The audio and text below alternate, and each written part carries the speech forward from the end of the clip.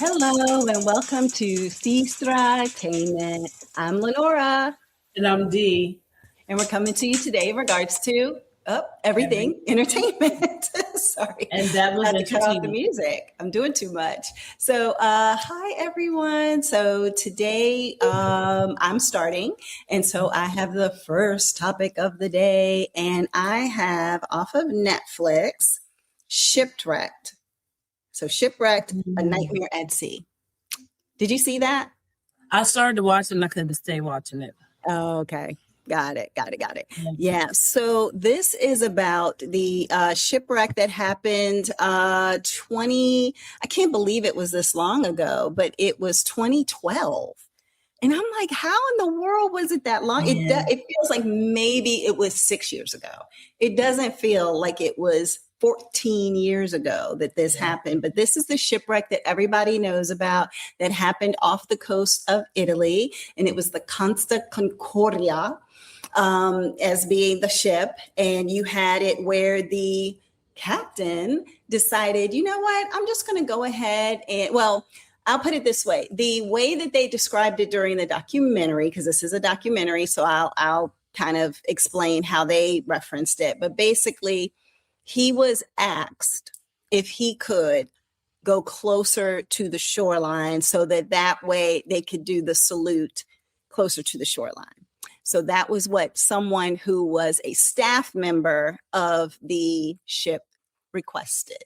Now, I only heard that he was the one who wanted to do this, right? That I never heard that it was anything about anybody on the ship. But as they were talking and doing the documentary, and people who were literally in the, I don't even know where that area is, the captain's area of being able to see everything, where all the officers are and guiding and directing the ship, but in that front helm of the ship, there was a person who was speaking to that and was saying that basically that is what had happened. And it's an interesting story. So I actually kind of learned a lot because it felt like while watching it that maybe there was some misinformation. Because again, number one, you thought that the captain requested that, but it was somebody else on there. And so, but he was Captain Francisco Schettino, I think is how you say it, Schettino.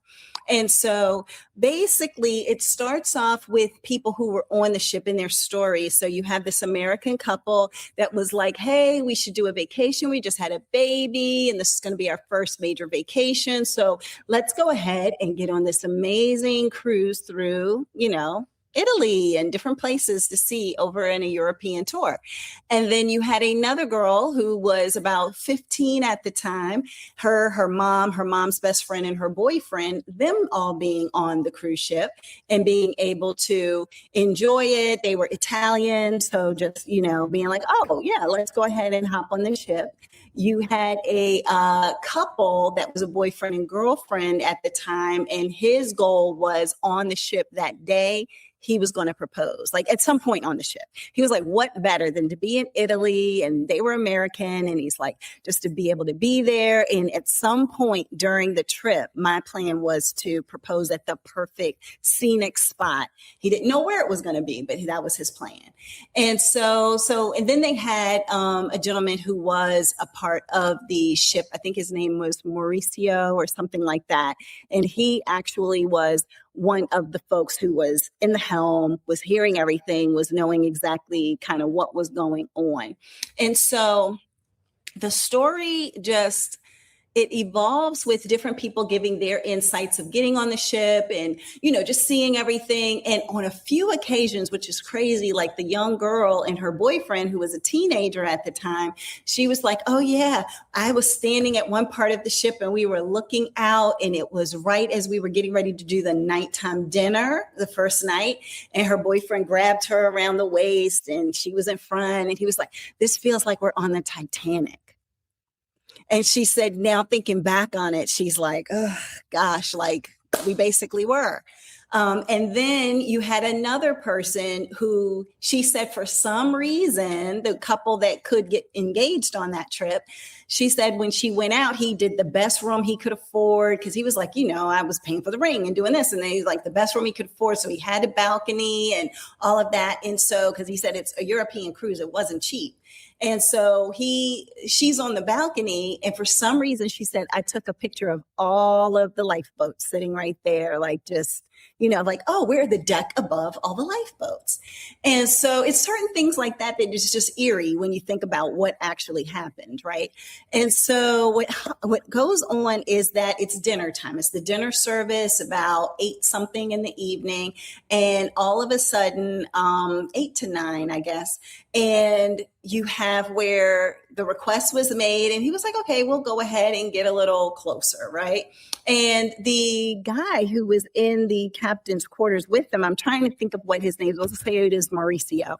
But he was like, I don't know why he would go off protocol. Why would he go veer off just because somebody requested this? Now, he was a newer captain on the ship. And another person that they told the story of was a female dancer on the ship. She was like, I was living my best life. I was fit. I was young. I was doing what I loved of the dancing. And so therefore, I was living my best life. So she tells a little of her story too, but they go ahead and he's like, I don't know why he would do this, but okay, whatever. So he's talking to the guy at the helm, the captain, and is saying like, go 13 knots this way, go that way. And so supposedly the captain was navigating the ship in such a way that it would make it easy for people to get around and get through. Well, there is a story that comes out of this that, let's just say, the way that they explain, I'm trying not to give a lot of spoilers in case people want to see it, because you would think you know the whole story, but you really don't. But towards the end, what they say is there was a miscommunication between the captain and the guy at the helm who was directing. And for 13 seconds, something was done differently than what was supposed to have been done. And because of that, this is what ended up happening. So there's a news reporter, she's in there and she's basically saying like, look, I'm pulling up to this boat the next morning because all this happened at night too. I don't know if I recognized it all happened late at night. I don't know why I was thinking it was daytime and they could tell it was a little close or not close, but it all happened at night because I'm like, why would you do a salute if nobody can see you? It's nighttime. Who's going to know you're doing a salute?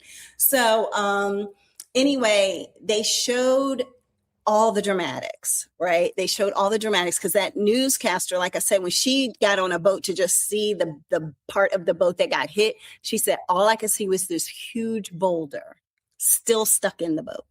Like, because the boat had already tipped by that point, right? So she just saw this huge boulder and they showed it in the documentary. And I'm like, wow, like that's crazy. The other thing is like, everybody had a story to tell in regards to what they were doing, where they were. You had everything from a couple who was helping other people to get on the life rafts, right? To get on the lifeboats. But guess what? It was almost 2 hours after the impact before people got on lifeboats because they did not, the captain didn't give the order. The captain didn't tell people whether he was at fault for this or not. There were still things he was at fault for because he didn't say, abandon ship. He never once said abandon ship. He was wanting to call it something else.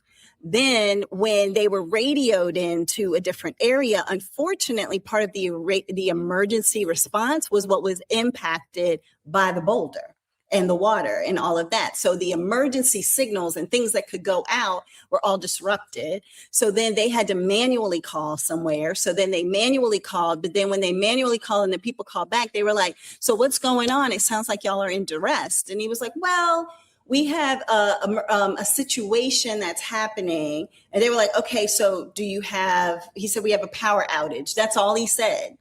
And then they're like, oh, well, do you need assistance? Do you need somebody to come out there and support you? And he was like a tugboat to like pull us out. And he was like, okay, yeah, exactly, exactly. And so it's like, Tugboat. what are you talking about? Like it was almost like he knew he had done wrong. He knew he had ruined this multi-million-dollar ship because he went off course. And he made that decision as the captain to go off course. And he was hoping that it could get rectified before anybody, could kind of put anything together that this is what he had done. Then it's like later the people call and you can hear them talking to him and like, so wait, you were shipwrecked, like you hit something, you do need to, lifeboats are going out. Like, why didn't you say that earlier? Like, why didn't you? And you can hear the captain, yes, we hit something. Yes. Like you could hear the frustration in his voice because he had to admit he made an error. Like that was, I was so frustrated of listening to him try to correct everybody. Oh, are we abandoning ship? No, we are sending our passengers to shore. That's what we're doing. We're not abandoning ship. And it was like, oh, go ahead. Question. Yeah. If you're sending passengers to shore and you're not at a dock and you're using lifeboats, is that not abandoning ship? Okay. That was all. Just making sure. Okay, all right, continue. 100%. But he didn't want to use that terminology. But there was like, so there was a couple that was helping people to get on the boat, like, and other people were thanking them. The woman, she had never even been on a cruise before. This was her first cruise, the girl who could have gotten engaged on that trip. And she's just recording everything that's happening. And then they finally get on a lifeboat.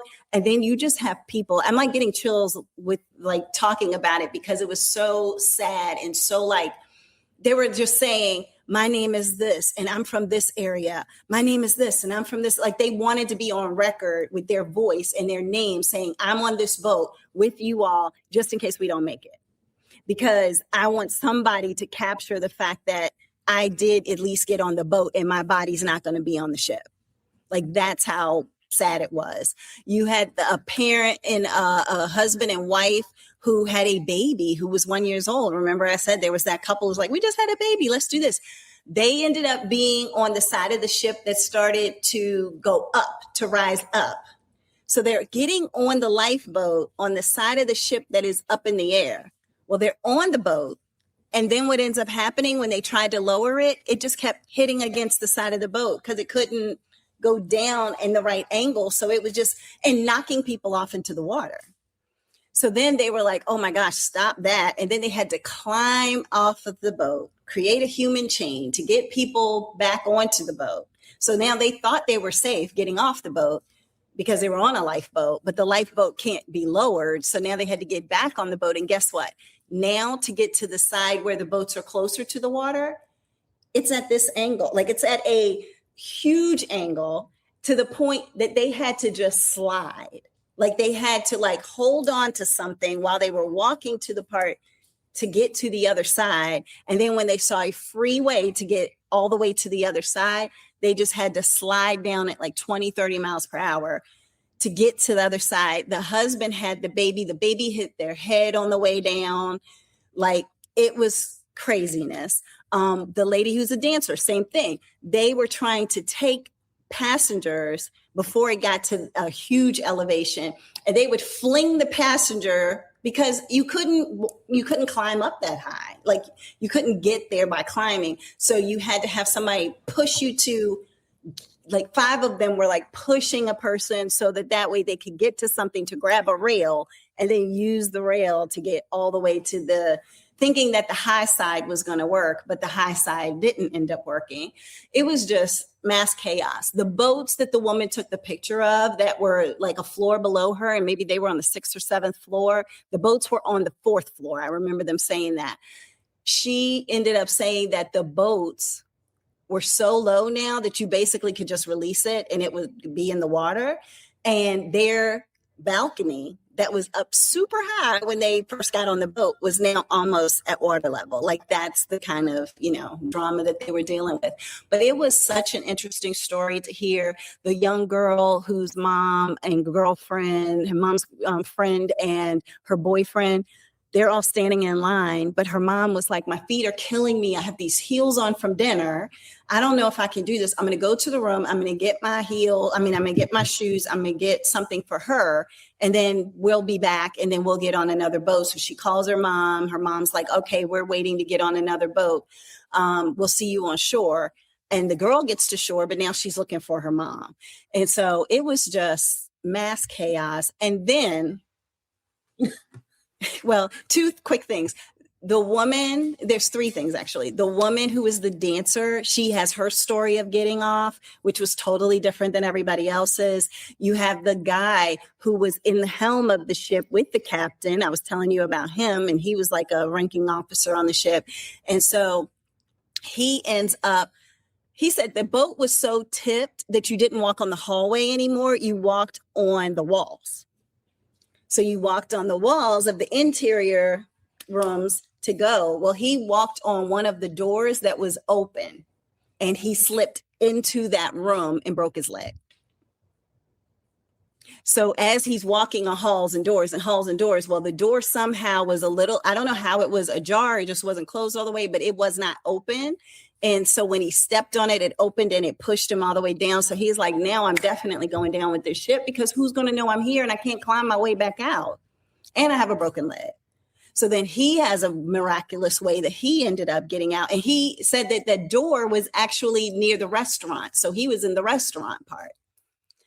And then you have where the captain, in all his audacity, has the nerve to get on one of the lifeboats and to leave the ship, where the next ranking person was like, why are you out there? Get back on this ship. And he was like, he didn't do it. And they were like, you can't abandon ship. You are the captain. You go down with the ship. We're here going down with the ship. You need to be here. And he did not come back. And the guy was like, it's an order. Now that you have left the ship, I am the captain of the ship. Come back. He didn't. And so there was so much drama, so much that was going on. I thought it wasn't necessarily the most well done documentary, in my opinion. It left a couple of loose ends, like some gaps. Because I don't know, it's one or two people that I was like, but what happened? What happened to the person? What happened? You know, but for the most part, I just found it fascinating. Like it had my full attention. When I had to get up and let my dog out, I paused it. It wasn't one of those that I would just say, oh yeah, let it keep running. So anyway, but that is it. It is, a terrible, terrible story. It ended up being that 32 people passed away from that. And it caused a 174-foot gash in the actual hull of the boat. And so it was blackouts, then the lights came on, then like I said, the emergency response was not working, the engine room was flooded, and it was other stories too about people who were like, all the money that I would send back to my family was in my room. I wanted to go back to my room to get the money to send to my family. And they wouldn't let me, security wouldn't let me because they were like, it's flooded. Like your life is more important than trying to go back and get whatever's in that room. So just stay where you are. So yeah, it's a story. That's all I have to say. So if you get a moment, you can watch it. It's again on Netflix. The Costa Concordia is the name of the ship. And the name of the documentary is Shipwrecked. Hold on, let me make sure I remember what it is. It is a Shipwrecked Nightmare at Sea. Right, sis. You look like you wanted to say something. Yes, because that is just like the Titanic. That's what happened on Titanic. Remember, no, not the captain, but somebody who was up on the guy who was like, the ship is invincible or whatever. Yeah, he's the one that told them to keep driving. Go faster. Yeah, you can break a record, whatever. And then he's one of the first ones on the lifeboat. Yeah. Okay, first of all, if I would have been on the boat with the captain, he would have went out the other side. Okay, the long way. Yeah. Yeah. Mm-hmm. It's like the cruise ship's here, ocean, captain, ocean. That's the good hat. I'm sorry. No, because how are you going? Like you put everybody's like, no matter what, he was the person in charge. This is your ship. You make the rules. The rules that you made that day cost 32 people their lives. Right. Exactly. But I did read that he got 16 years for manslaughter. 16 years. Yeah. And even some of the other people who were in the helm were put on trial. They were found guilty, but they didn't have to serve any time. One of them was the guy who broke his leg at the restaurant. So he's like, I'm out here trying to get people to go to the front of the ship or to go to the floor so that they can get off the ship. But he also was one of the people who was on trial. And he's like, I'm in there with a broken leg in the restaurant trying to just save my own life. So I could see why he didn't end up, like, he was hearing what was going on, but he also said, you don't understand cruise culture and ship culture, which is the captain's word goes. So even if you don't agree with it, you don't challenge the captain. It's like the military, right? You're not going to challenge it. You're going to go ahead and do whatever he informs you to do. So that was part of, I guess, his, story is that I just did what he told me to do. And then I realized I need to save people because they were even directing people to go back to their rooms. They were like, everything's fine. Go back to your room. Like the lights are going out and craziness is happening. But they were like, everything's fine. It's just a blackout situation. Go back to your room. And for those people who did, they probably are some of the ones who didn't make it. And then you had where, one of the people said, it puts you in that position of, you never know what you're going to do until you're in one of those situations. Yeah. And she said, so we were helping people get on the boat. We were helping parents who were just handing us their kids and say, look, even if I don't get on there, get my kid on the boat. Like, something to that effect. And then you ended up having where, you don't know, are you going to be that person who is going to say, I don't care that they're not letting down these boats. We're going to hop on these boats and we're going to get ourselves down if we have to. Like we got to take control because we know something more tragic is going on and they're not saying anything. We are leaning. Like we know something bad is happening and has happened, but nobody is giving any direct orders. So they stood there for 45 minutes before they even heard the blares to say something had happened. Then they had to stand there even longer before the people could say. They were stopping them and saying, no, you can't get on here. You can't let these down. You can't do that. That's not right. And then boats only held, like, I think 150 people each. So then they said you had to count the 150 to make sure you didn't do 125. And now you didn't save another 25 people because you were supposed to do that. And you shouldn't do more than 150 because then is it going to be able to go down?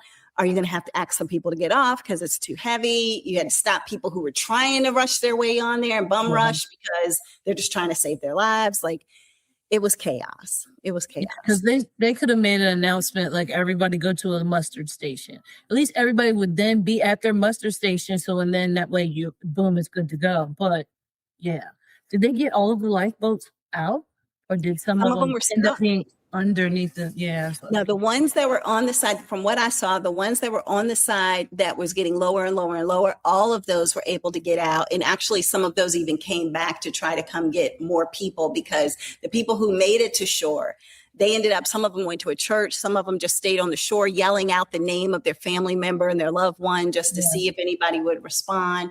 And then the boats went back, but they could see people who were still on the boat up kind of high, like waving and trying to get somebody's attention so that they could get off the boat. So the ones on the high side, however, because they were up so high and then the boat, when you tried to lower it, it just kept hitting against the side of the boat and tilting and tilting and tilting, like seesaw, it wouldn't lower smoothly. Yeah. So they had to just abandon those and couldn't even use those to get people off. See, this is what I'm saying. Okay, the captain should, since he got on the ship, the lifeboat, he should have been sentenced to 16 years in the worst prison in the world. Whatever prison that may be. 16 years for every person that. Yeah, that works. Yeah. It's very sad to just know that, and some of them were workers and some of them were people who were passengers, but it was people from France, from America, from Germany. Like it was just people who were from all these different parts of the world who happened to be on that ship and then didn't make it. Yeah. Yeah. Oh, wow. Okay. Yeah. Well, all right, sis. you're up next. So Maybe maybe you you have talk about mine to because I see a storm is coming. Yeah. So if our power goes out and this podcast ends early, you will know why. So, but on that note, what do you have, sis? Okay, so what I have is a movie that I watched on Hulu. Me and Kayla watched it on Hulu. It is called Good Luck, Have Fun, Don't Die. Wow, that progresses aggressively, but okay. Yes. So about this, it's a sci-fi movie. It's like a comedy sci-fi movie. The only reason that I say it's a comedy is because there are a lot of comedic things that happen, and like there's a cat centaur in it. I don't know why, but that's what it is. So I'm gonna go over the cast really quick. You have Sam Rockwell, which everybody knows Sam Rockwell. And his name is just Man from the Future. Doesn't actually have a name, just Man from the Future. You have Juno Temple. Everybody knows her from Ted Lasso. You have Haley Lou Richardson, who plays Ingrid. A lot of people know her from White Lotus. You also have Michael Pena, Zazie Beetz, Asim Chowdhury, and Georgia Goodman. Those are our main cast. Oh, well, and this kid, Tom Taylor. He's kind of in there, but he's really not in there. But I'm going to get to it really quick because I think the storm's coming in fast. So in this, you have, it starts off like in a diner. So if anybody's ever seen the trailer, I was kind of like, I don't understand what's going on, but you kind of get the gist of it. So it starts off in a diner. Dude shows up, looks homeless, has like a plastic jacket on with all these wires and everything on him. It looks like a bomb is strapped to him, and he has like a little detonator thing. So he's like, hey, everybody, listen up. And nobody's paying attention because they're just like, oh, that's just like it's a crazy guy. And he's like, no, listen up. And then he starts grabbing people's phones and like chucking them in water and soup. He chucks it through the window, through the what is it called? The window that you give out the food at. I used to work this station and I can't think of the name of it. But anyway, chucks it through the window, hits a wall. Drive through? No. It's when they distribute out the food. But I can't, it's a certain name for it, but I can't think of it.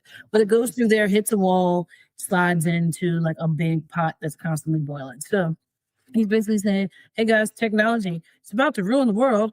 You know, in 2060 or something like that, everything's going to be all kaput. Like, this is what y'all need to do, blah, blah, blah, blah. And then like people are like starting to stand up and like come at him. And he's like, I got a bomb. So he shows he has a bomb. And then he's like, Scott, sit down. Like, we've been through this 17 times. Just sit down. You don't have to be a hero. And the dude's like, and he sits down. And then it's like another guy who's over there, and the guy keeps raising his hand. He's like, Gary, put your hand down. Gary, I keep telling you, I'm not going to answer your questions, Gary. Put your hand down. So it's like, he knows everybody's name.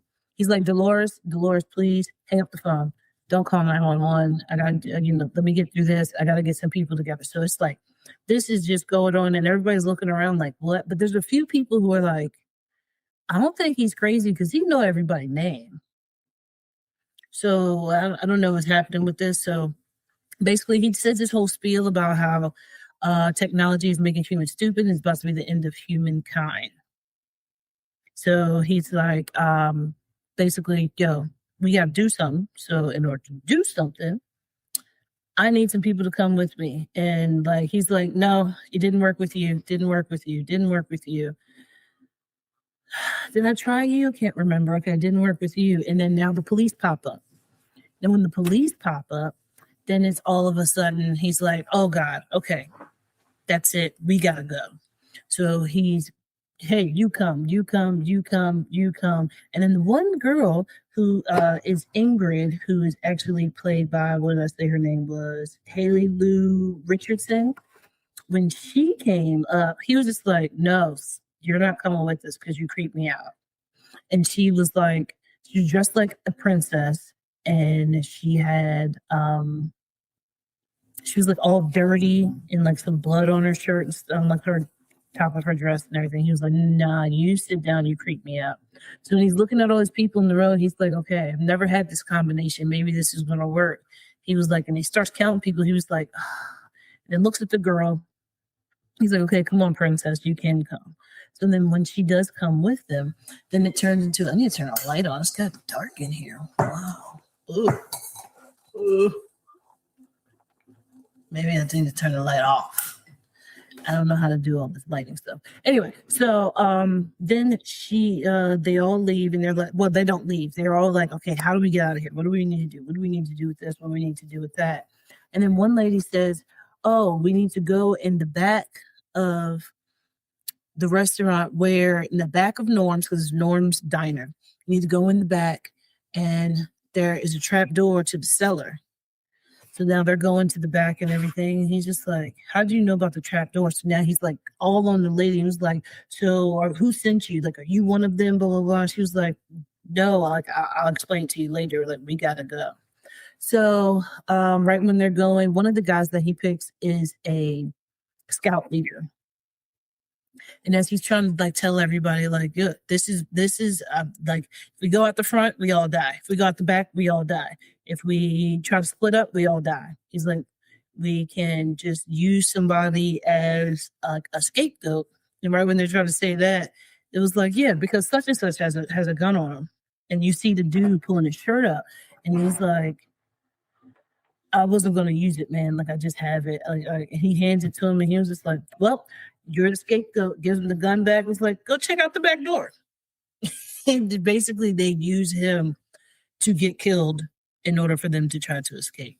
Now, as they're going through all of this, you get clips. You get clips of like 2 days before or like the week before anything. So you have one lady who is the lady who knows about the trap door inside of Norm's office that goes down to the cellar. And hers goes into something weird. So it's about school shootings. Her kid gets killed in a school shooting. There's some weird stuff that happens in this movie. I don't want to give it away, but I want to give it away, but I'm not going to. But just know that the government is funding school shooters. That's all I'm going to say. You'll find out all the information about that, but that's all I'm going to say. Like, me and Lakayla looked at him, we were like, did this really just happen? Like, is this actually happening in the world now? We just don't know about it. Like, it's so creepy. Then they have another time where it clips to the princess. The princess, she actually is dressed like a princess because she actually does birthday parties. We're for like little girls' birthday parties. So, you know, she comes and she's pretending to be a princess, telling kids to make a wish, blah, blah, blah, blah, blah, blah, blah. So now we get her backstory. Then we have these two teachers that are actually a couple. I think they're substitute teachers. One's a teacher, one's a substitute, and they're a couple.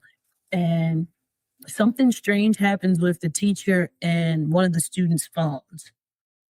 And then now, next thing you know, all the kids are trying to kill the teachers. Yeah, weird.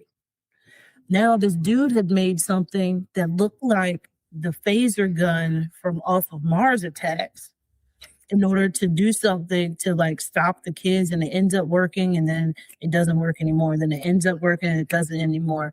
But they end up using that later on, which I think is awesome. But they're trying to figure out what reality is and what's not reality. Basically, the whole movie is about stopping AI. How to stop AI. So it shows how we as humans are destructive human beings. Human beings are destructive.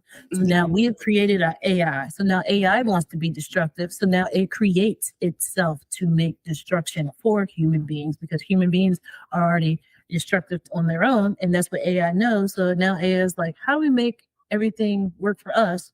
So now human beings can be destructive to each other. Got it. It is a good movie. It had me up until Kitty Tar, when we got the cat Scimitar.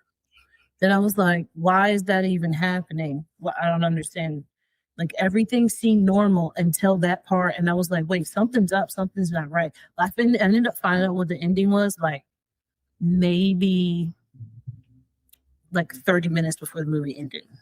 And he was like, "You still got movies," and I was like, "I just watch a lot of them, so you tend to know what happens." I'm like saying exactly what the character is supposed to be saying at that time. It's like it's all the same.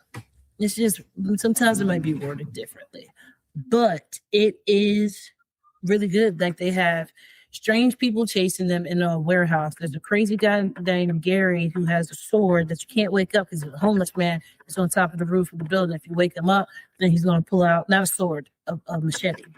So it's like, so you can't wake him up. So it's just so many things that are happening as they're just trying to get to this one house to this little boy.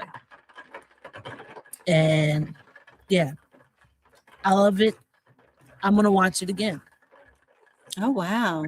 Yeah. I know there's something that I missed because there's so many things going on to it. I know there's something that I missed.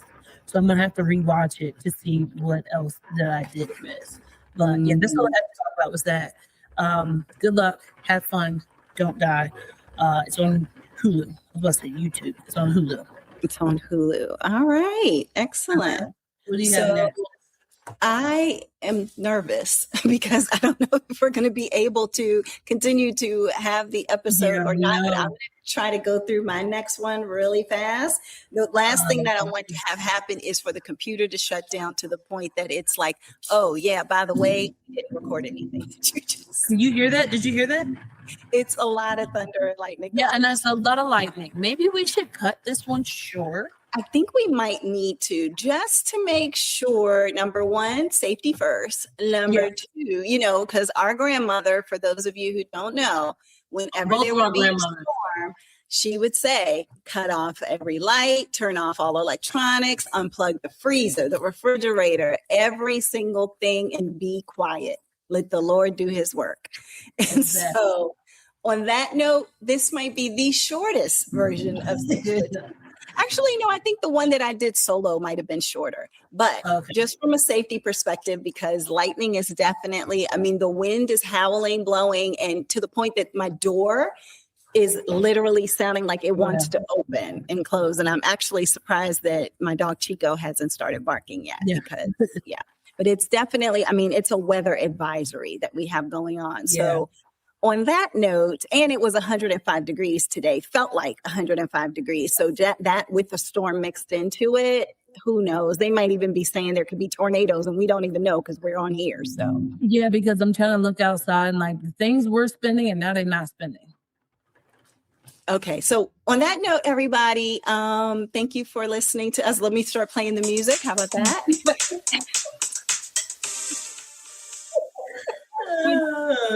Thank you for listening and checking us out on Sestra-Tainment. Have a great rest of your day. Take care of yourself, and we'll talk to you next time. Bye.